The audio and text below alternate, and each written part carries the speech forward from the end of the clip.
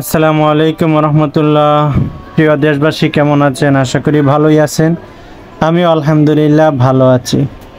তো আজ আপনাদের সামনে একটা ভিডিও নিয়ে আসলাম, যেটা বৃহত্তর ফরিদপুরের উলামায়ে কেরাম আল্লাহর দ্বীনকে দুনিয়ার জমিনে জিন্দা করার জন্যে সকলের দলমত নির্বিশেষে একই সিদ্ধান্তে কিভাবে উপনীত হওয়া যায়, আল্লাহর দ্বীনের জান্ডাকে কিভাবে আল্লাহর জমিনে উড্ডীন করা যায়, সেই চিন্তাধারা নিয়ে সকলেই একত্রিত হয়েছেন।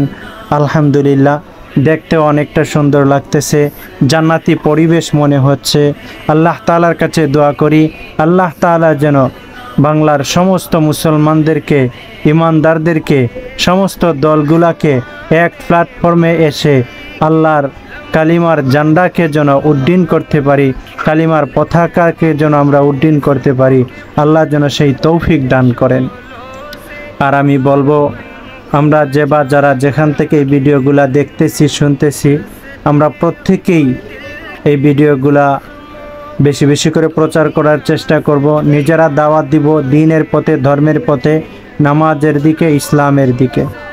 কারণ দাওয়াতই হচ্ছে দ্বীনের খুঁটি। দাওয়াত না দিলে মাছ যেরকম পানি ছাড়া বাঁচতে পারে না, দাওয়াত ছাড়াও দ্বীন দুনিয়ার জমিনে টিকে থাকতে পারে না। দাওয়াতের মাধ্যমে দ্বীন দুনিয়ার জমিনে টিকে থাকবে।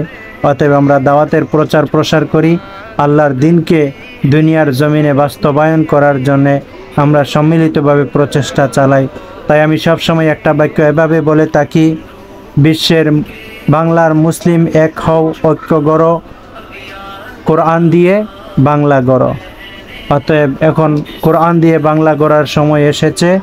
আমরা সকলেই ঐক্যবদ্ধভাবে একত্রিত হয়ে কোরআন দিয়ে কিভাবে বাংলাকে গঠন করা যায় সেই ব্যবস্থা, পদক্ষেপ গ্রহণ করতে হবে। আল্লাহ তাআলা যেন আমাদেরকে আল্লাহর দ্বীনকে বাস্তবায়ন করে শেষ নিঃশ্বাস ত্যাগ করার তৌফিক দান করেন। আমিন সুম্মা আমিন। ফরিদপুরবাসী জিন্দাবাদ, বাংলাদেশ জিন্দাবাদ।